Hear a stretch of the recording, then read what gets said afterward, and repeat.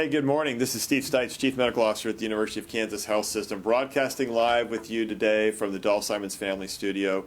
We're delighted to be back with you, and I want to thank everyone out there for comments. You know, yesterday we had a session about opening schools, and we had some experts from Children's Mercy, infectious disease physicians, one of our own pediatric psychologists, and you know, it probably generated more questions and more comments than any show we've had or any program we've had. I want everybody out there in the audience to know I've read every one of them.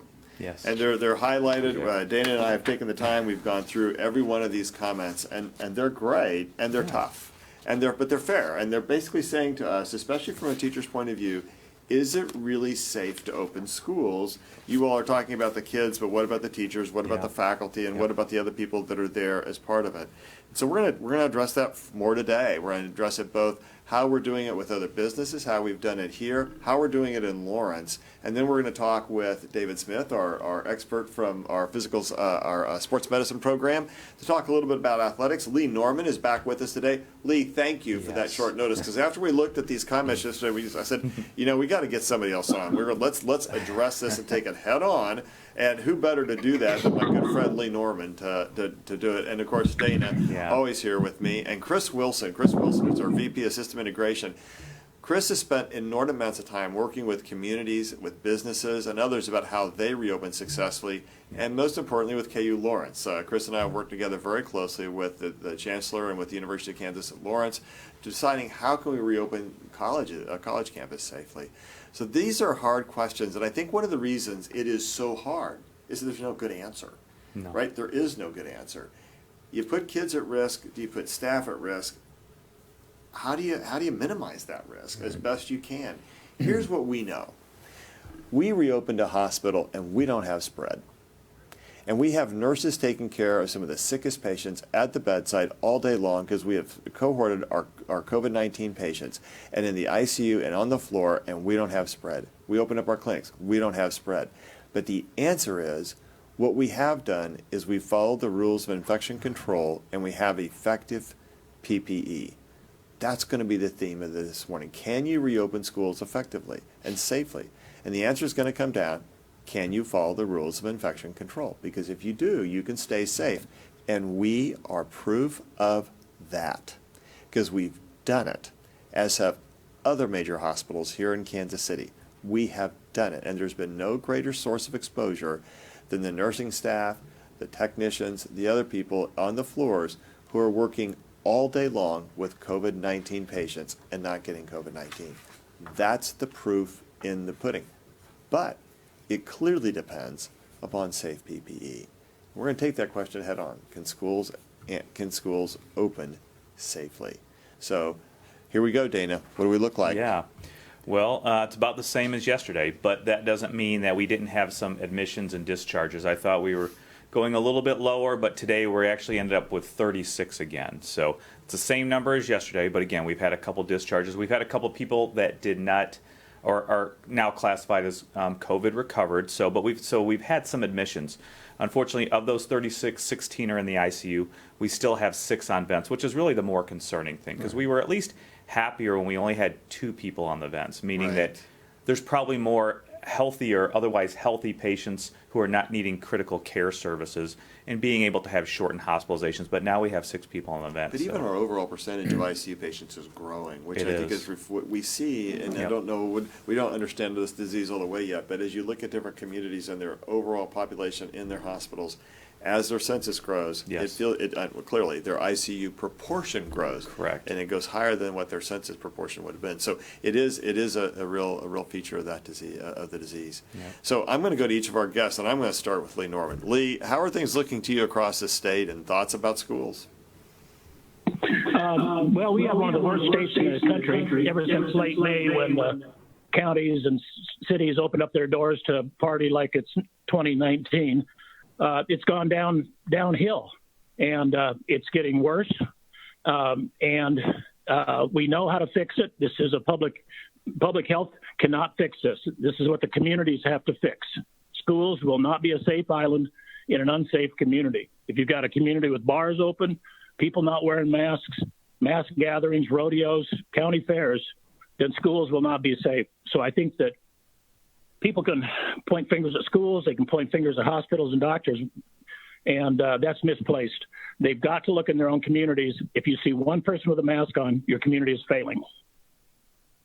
You know, Lee, I love you. You just come right to the point and say the truth, and that's it, right? I mean, if people can show social responsibility, we'll be okay. If you don't want to show social responsibility, there's nothing that's going to be safe, whether it's a school, a church, or a funeral, or anything else. It's impossible to be safe if you're not going to wear a mask, right? I mean, that's the answer. Yeah. I mean, the bottom line is you got to fix your community. There is no safe island for children in an unsafe community. Some of us are old enough to remember when there was no smoking areas in airplanes, and we all got off the plane coughing and smelling like cigarette smoke, even when we were in the non-smoking zone. People need to work with their county officials. They need to work with their public health officials, and they've got to quit doing these stupid things, because we can fix this by September 10th. You know, that's greater than 2 incubation periods away, but not if the people in their communities don't fix their communities. So look inwardly, people. Fix your communities, and your schools will follow as a safe haven, but not until then. Yeah, I think the message we were trying to give yesterday, I think we said it 27 times, but we said it once, was you can be safe in school, but you still have to follow the principles of infection control. And without those, then you're right, it's not going to be safe. And that's exactly what we were saying yesterday. That's exactly what we're seeing now, Dana. We certainly did, emphasize the safety of the students, but we also emphasized the safety of the teachers, because they are important, and the other support and administrators.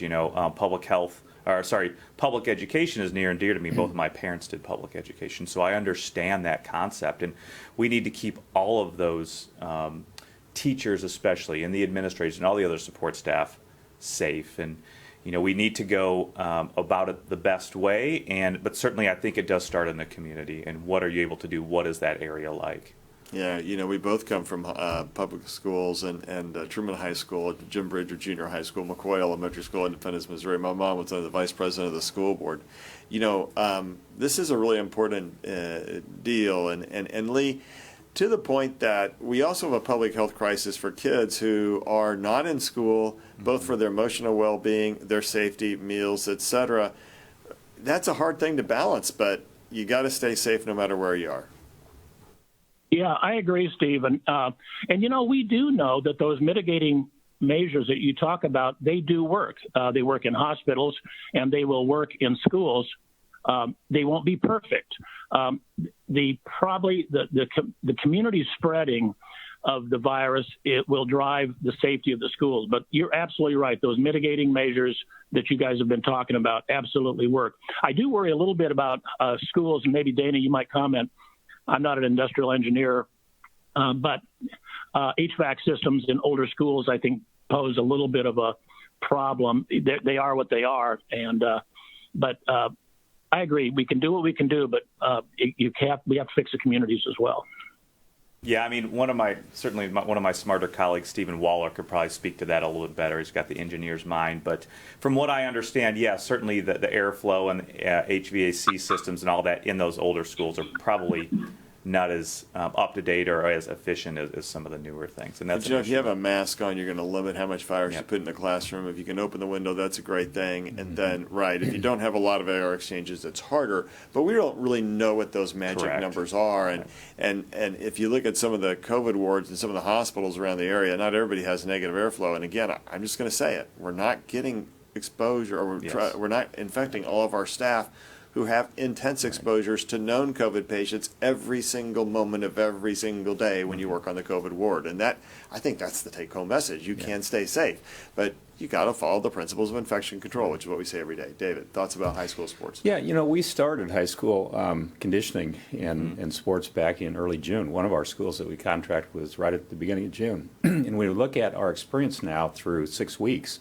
We're not seeing it spread out on the field, and we've gone out and watched them practice, and it's amazing. The schools that do exactly what you talked about, one school in particular, I won't name the name, but we watch them practice, condition, divide into groups, do some weight training, stay outside. The athletic trainer would put a mask on if they had to evaluate an athlete, and that athlete had to put a mask on. We're doing everything that has been preached now for months. And it's not being spread on the field. Yes, we did have a school with a lot of cases. It was in the news. And that school, started outside of the conditioning fields.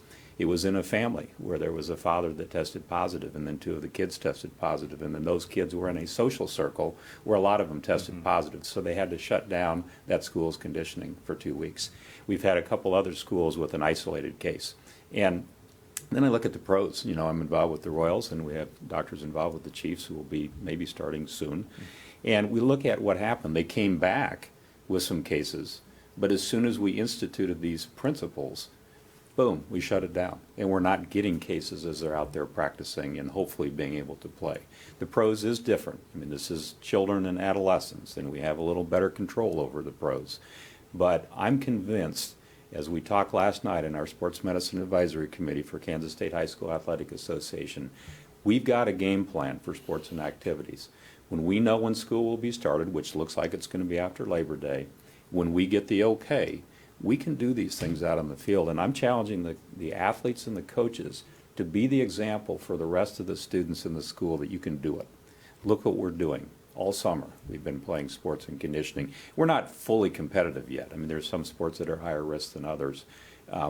Yet I'm convinced that we can institute these practices that you described, just like starting the hospital and our clinics back. But it's going to take a lot of work. It just works. A lot of work. Yeah. Chris, we've gone to extraordinary lengths working with KU Lawrence to think, how do we reopen a college safely?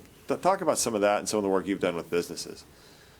Yeah, absolutely. So I think there's 2 domains here we look at. It's the internal to the organization domain, and it's the external community domain. Internal to the organization, I do agree. We can reopen organizations safely if infection prevention policies, procedures, protocols are followed. But the degree of difficulty is directly related to how complex the organization is. When we talk about hospitals, very complex organizations. When we talk about schools and colleges, very complex organizations. And so the key is, do those organizations have the time and the resources to prepare to safely open and make sure that they've got the protocols in place and really the administrative procedures to be able to manage the needs of operating an organization during a pandemic. There's things that you might not be thinking about, like how we're going to manage the timelines for all of our faculty, staff, employees that may be on isolation, return to work, return to classroom timelines. You need people to monitor those things. And so that takes time for organizations to get up to speed on those items. And then would just also reiterate the importance of working with the community and the local health departments. There's only so much an organization can do, and they're going to have to be informed and work hand in hand with their local and county health departments to make sure they're doing the things that they can do to help that community be as safe as possible. Certainly that they don't contribute to spread in that community. And that's been a big priority for ours, and we've been doing this work in Lawrence, is making sure that we partner with the local health department, that we're helping them mitigate spread within the community, and that they're helping inform us about policies and procedures for reopening safely. Well, and I'd just say, I think it's been a great effort. And what we found is, whether we're reopening athletics or we're reopening the campus, we've been working with Lawrence campus, with the fraternities and sororities, with Lawrence Memorial Hospital, been a great partner, Douglas County, everybody, to try and make sure we keep the students safe when they come back, and keeping the faculty safe, because there's been a big track of just looking, how do we keep the faculty safe, and what kind of PPE do they have to have in order to stay safe around students. Distancing in the classroom, having simultaneous broadcast, that hybrid model where it's both going out on Zoom and you can come into the classroom, but it's limited and there's only so many kids in a classroom. I don't know how high schools are going to do this. I don't know what the approach will be around that, Lee. But are different schools, to the best of your knowledge, are they looking at how to limit exposures in classroom or limit classroom size, and is that something they should be doing? Yeah, we've been working with the Department of Education. I think I'm going to meet with them again tomorrow on the plan. We do know, again, that those mitigating factors work. And I think that the response by the schools, hospitals, health department have to be in touch with what the local spread is. Online, without question, online education is the safest way to begin. And if the viral spread in the community is stable or worsening, working towards in-person classes obviously is desired in those communities where there is a dropping number of cases. But I think, you can only staunch the number of cases so far. Like David pointed out, there have been at KU in the athletics, there have been, and in K-State in athletics, there's been cases that are positive for COVID-19. But there's no evidence. Matter of fact, there's evidence to the contrary where those infections are acquired. Just in 1 week in Lawrence, there was between 150 and 200 cases, including some athletes, related to 3 bars.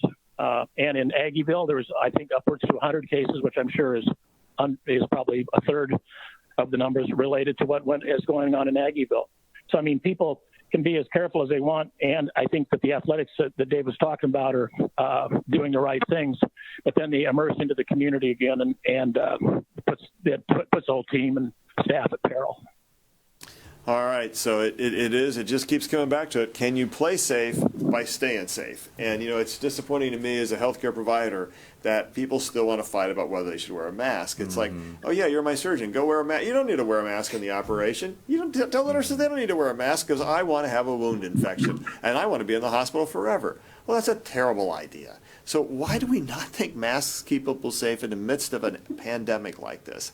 It is the most shocking thing to me that we're fighting over something like that, but you would never tell your surgeon, oh, no, wear a mask in the operating room when you're opening my heart. I don't want you to wear a mask. Well, yeah, you do. Right. So it's just, I don't understand that. The way people want to think about it's okay to not wear a mask. Well, no, actually, it's not okay. So, or it's okay to light up a cigarette in a restaurant or bar. Yeah, it just at some point you just have to understand that the basic principles of healthcare don't respect political parties. They don't care if you're a Republican or a Democrat. They don't care if you're from Mars or Venus. They're going to be the same thing, and we just have to listen to that. They haven't really changed.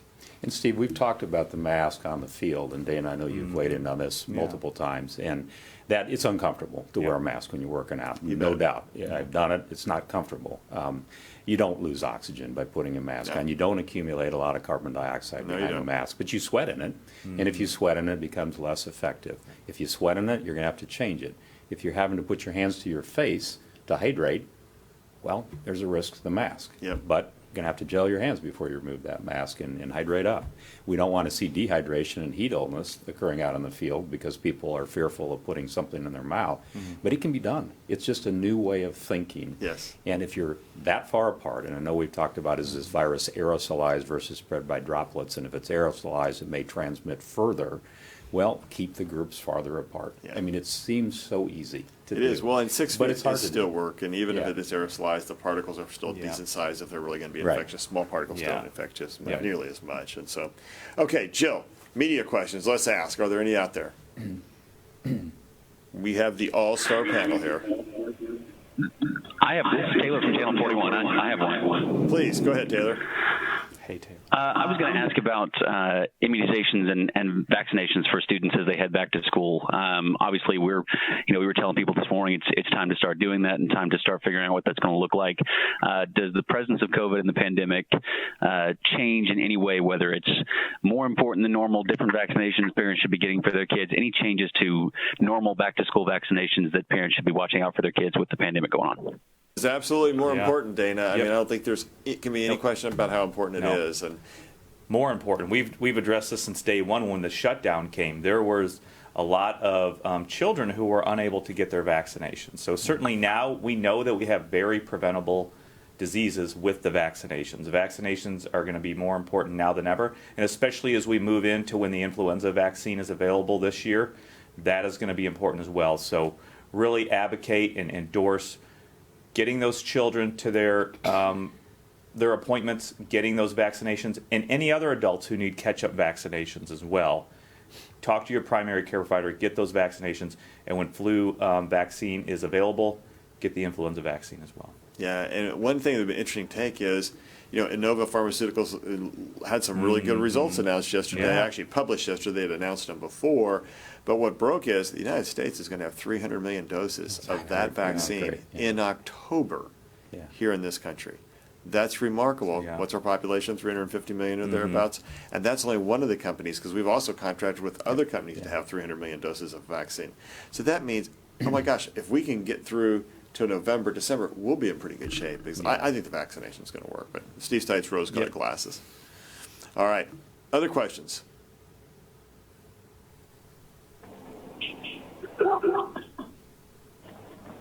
Okay, Jill, let's hear what we have from our listening audience today. All right, Tom wants to know if the testing for athletes is slowing down testing or results for the general public. Great question. And let's take that one on. First of all, Lee, what do you think about that? Is testing athletes going to slow down testing for the general public? I think, well, any amount of testing we do slows down the overall turnaround time because all the labs are getting more and more all the time, and we've seen that, and I know you guys have seen it. Anything that depends on commercial labs with the turnaround is stretching out, which makes it hard. If you get to 5, 6, 7 days, it's hard to use that information in a meaningful fashion to isolate, quarantine, et cetera. So, yes. But that being said, I think it behooves us all then to say, where's the priority testing group and how do we allocate those tests so that we do it wisely? And it's making us think about the decisions we make. If it's a low yield or less important test, should we really be doing it? So I think cautionary tale is we have to watch that until we have unlimited testing, but we're not there yet. Stuff that got approved for Quest over the weekend and for other labs looks encouraging if your infectivity rate's around 3 to 5% with a 5-to-1 ratio, 4 or 5 to 1. Dr. Norman, talk about that, and we'll turn to Dana around it too, because we think that that's going to help with its ability to do testing. Yeah. Yes, that's right. It's been approved now, and we need to get more experience with it. But most certainly, pooling, is that what you're asking about, Steve? Pooling of samples, that would definitely help to make us more efficient. Yeah, I agree. But we are still having, certainly here for the health system, the majority of our testing is still preoperative screening. So people who need these surgeries to make sure that they're COVID positive or negative, as well as any admission that comes into the hospital to keep that patient, the healthcare workers, and other of their family or visitors safe, and then of course the symptomatic patients. So that is the great majority compared to the athlete testing right now. I know for some of the other entities, they have contracted with other private labs, so that's a separate issue as well. I do think the pooled testing will make a difference because if you can do 5 to 1 or 6 to 1 or whatever the sampling may be. And so for our listening public, pooled sampling means I take a group of samples together, and it's saliva, so it's less time consuming than having to do the swab. You do saliva and you pool it together, and you can detect even one person out of that 5 being positive. So if that pool is negative, that all 5 of those are negative, you don't have to test it anymore. And so it gets you through a lot more samples a lot more rapidly, much, 5 times faster. If there is one that is positive, you go back and test every individual one of those samples to see which one was positive or 2 was positive. But I think it's going to be an effective way of doing mass screening, and I think we're seeing it coming out, and it's going national now. Many different states are using it, different colleges, groups that are reopening are using pooled salival testing as a way to try and help mitigate that. And we've talked about doing that in Lawrence, Chris, to help with the college and the reopening of the college. Yeah, that's right. So I think there's a difference between the clinical use of testing for a preoperative patient or a symptomatic individual and large numbers of individuals that we're screening that, in the situation for Lawrence, what we're calling a mass migration, where you've got 20,000 some individuals that are coming back into a community of 80, 85,000. And what can we do to identify and isolate those positives as early on as possible? In fact, even before they actually move into their dorm or move into their fraternity. So that's the kind of different perspective. We're trying to capture more positives across a broader spectrum of individuals that may be asymptomatic or pre-symptomatic, because that's where a bulk of the spread is actually occurring in the community, and being able to get those before we get to the point where a symptomatic individual gets sort of that, what I guess would be called now the traditional COVID clinical test with the nasal pharyngeal swab run on a PCR. And we just say it like it is. All right, a lot of people asking about the volume of children in a classroom, multiple classes, one teacher, they'll have 5. Yeah. Great that you can spread out on the football field. What do I do in the classroom? What and do I we think do? That's a great question. And let's Lori turn to asked Lee. it really well. She goes, is there a safe number? Yeah, Lee, it's actually not a question, is there a safe number? Because the question is going to be dependent upon how much space you have in the classroom and how far people are apart. Those are the important variables, and whether people wear a mask. So Lee, what's our approach to public education? A classroom of 30 kids with one teacher. How can we make that safe? I'm not sure you can, even in the communities where there's spread, but it's a fairly low level. if you have kids within a few feet of each other for 7 hours, I think you can do a good measure with washing and hand hygiene and mask wearing and the like, but kids need to spread out. Let me give you a great example of that. Not kids, but it's my incident command team. We've been meeting every day since early March. We meet in person. We are in a large room. We have stickers on the floor that are 6 feet from each other. We haven't had a single person become ill from anything. We haven't, and I think, and then nobody's been symptomatic to stay home, but we really have to remember to identify symptomatic people and not let them in there. But it's all about space, and then those other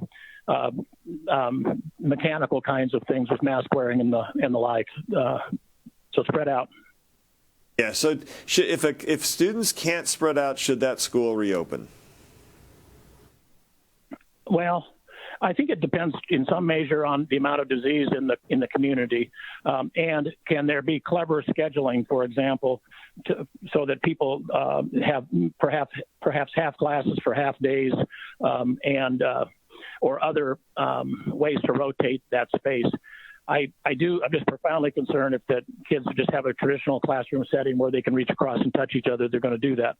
So I think it's not as safe unless you can spread out and do those other things. And that's what we were saying yesterday is still true today. You have to follow the rules of infection control. If you can't follow the rules, and then you can, I think, reopen safely, just as hospitals are reopened safely, athletics is reopened safely, businesses are reopened. But when you can't do that, then you have essentially a bar. And we know that bars are not safe. Mm-hmm. And so if with that being the story, I think that's the key. And so can you stay spread out, David, or are you going to be on top of each other? Yeah, no, that's what, when you think of our hospital, we have still some meetings, and we limit how many people in a room. Well, look at this. We're each 7 feet apart, so we don't have a mask on right now. When we walk out there, we're around that. In fact, our cafeteria doesn't have much seating left in it. You can't all crowd into the cafeteria. It's all spread out. And that high school I was talking about that's done such a great job is even doing some weight training, and they rotate through with bubbles groups, and then they rotate out, and they teach them how to clean the machines. You can do that in a classroom. You got to space out. They've talked about innovative scheduling like Monday, Wednesday, Tuesday, Thursday, every other Friday. There's ways that schools will be able to figure this out. Maybe their building can't do this. And I agree, Dr. Norn, it's, the prevalence in the community makes a big difference. Yeah. If it's a very low prevalence, then okay, it's going to be a little bit easier, but you still have to space out if there's any cases in the community. Chris, you've worked with some schools as well about this question, and some high schools. And what's that conversation been like? And are people thinking about this sort of staggered scheduling or hybrid scheduling where some are online one day and you're in the classroom the other day, and so you have half the size of the classroom, et cetera? I mean, are people working toward that in your mind? Yeah, I think all the above. And so, we've covered a lot of the straightforward spots about spacing, masking, but I think one of the underappreciated parts of that is even with the perfect schedule and hybrid approach and staggered classes, don't forget about the break room. Don't forget about the socialization at lunch. Don't forget about what you're doing after work. I think we put a lot of emphasis on what to do in the classroom or in kind of the setting that we're all thinking about. But the break rooms, the lunch table, those areas where folks may be letting their guard down a little bit are just as easy of a location to have spread occur. And so it's really about making sure that we have good policies and procedures, but also good buy-in from the individual so that they're keeping that mask on, they're keeping that distance when they're outside of that formal classroom setting. Just to point out that even though kids, you and I were talking a little bit before the program started, that even though kids may not get as sick as adults, when they go home or they're around their teacher or their staff, they can still spread the disease. And so I think that's a really important consideration because you also have to think, what's your home life like? Exactly. And how safe are you there, David? Exactly. And I think through that, the schools we work with are different socioeconomic classes. They have different parental structures at home, and the ability to do online at home in some communities just doesn't happen. They don't have good Wi-Fi. They don't have the ability to do some of that without direct instruction. So we have to be extremely cautious. I was listening to the program yesterday with Dr. Goldman, and she shared some information in another webinar about the change in their dietary habits now that they're at home. more chips, less vegetables. Yep. And an increase in their time on social media as opposed to learning structure, going up tremendously. And then the really sad statistics about the increase in child abuse, the increase in suicide. I was just looking at a study out of the University of Wisconsin where they polled student athletes, adolescent student athletes. 68% of them said they had mild depression during this time where they could not participate in sports. 65% said anxiety was prevalent, and they also said that 25% of that was severe, moderately and severe. And the reduction in physical activity was 50% during this pandemic. That's startling statistics that apply. I know the classroom is the big macro system. Sports is small, but we can learn from some of the things that we we've can learned. learn. So. And I'm reminded that when I was in junior high school, okay, that was approximately a very, very, very long time ago, we had split schools. And so I went to Jim Bridger. 7th grade got there between 6:30 in the morning till around noon or 12:30, and then the 8th grade came. Right. So 7th grade came in the morning, and 8th grade came in the afternoon, and they had different teachers, different people in the classroom, and that was for a whole different reason. It was back in how many schools we had then. And I think one last thing, and to Chris's point, and to Lee's point about incident command, and your point, when we do meet with masks on. And I think that's going to be important for the teachers and the staff, too, when they are having their meetings, whether it's in the room, to find areas where you can spread out and wear the mask, because that's going to be important to keep the staff and the teachers safe as well, because we don't want to let our guard down in those situations. And just to say, our lane is, we're trying to tell you how to stay safe. Right. Are we the right ones to tell you? If schools are open, you got political folks. Thank God for Lee Norman out there doing that good work, trying to make sure that those things are made. What we're trying to tell you is, this is how you can stay safe. All right, 2 final questions smushed into one. Rachel wants to know, what are the metrics that should be used for opening the school? Like, what is the rolling positive? And then the other one is, Donnie says that some schools are open for the summer session, and she has noticed that the kids are wearing the same mask, they're taking it on, putting it off, on and off, and she wonders how safe that is. Yeah. So, Lee, what do you think about the rolling metrics? What should those look like? Number one, there's no bright line that says, here's the number, and different parts of the country, different states use different numbers. But what I know what we use in Kansas is, what is the rolling average in terms of the rate of new case development? And if it's going up in numbers, it's bad. If it's level, it's bad. If it's dropping and dropping fast, it's good. Then, as was pointed out earlier, the percentage of positive tests, we're doing much more testing in the state of Kansas, but unfortunately, the percent of positives is going up. We're in double digit now, over 10% in terms of the percentage of positive cases. That's a bad sign. And then finally, hospitalization and death rates. I don't think that's quite as relevant to school kids, but it certainly tells what's going on in a community. So those are the metrics that we use, and we have them available county by county so that people can adjust their thinking that way, because some counties have essentially a zero rate, and some counties are quite high. So you have to pay attention to the local environment. All right. So, and what was that second question? Did we hit The that? second question had to do with taking masks on and off in masks summer on and school. off. Yeah. How to do that right. And we preach that all the time. There's so many videos online. Actually, there was that one that Sun Yi did for us yesterday, or Sunny did for us yesterday. We ended the broadcast with, go take a look. She is a 7-year-old and did an amazingly great job of showing us how to take masks on and masks off. Yeah, and I know Chris and I had a phone call with some Kansas City, Missouri schools, and one of them was in summer school doing that.